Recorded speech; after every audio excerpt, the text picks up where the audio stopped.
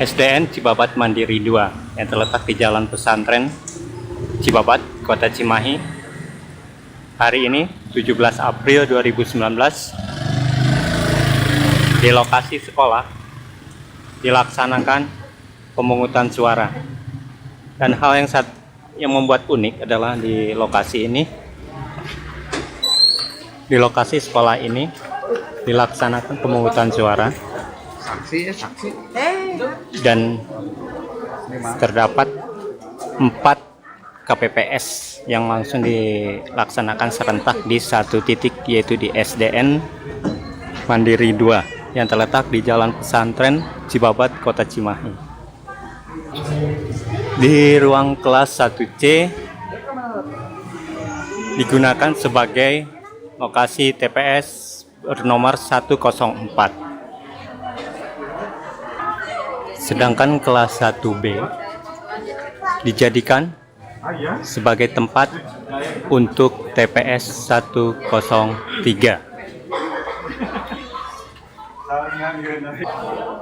Sedangkan kelas 6A SDN Mandiri 2 dijadikan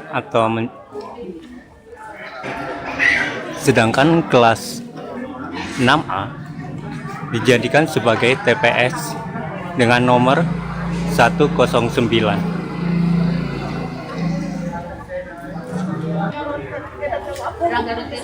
Sedangkan TPS 111 menempati ataupun menggunakan ruang kelas lainnya dari SDN Mandiri 2.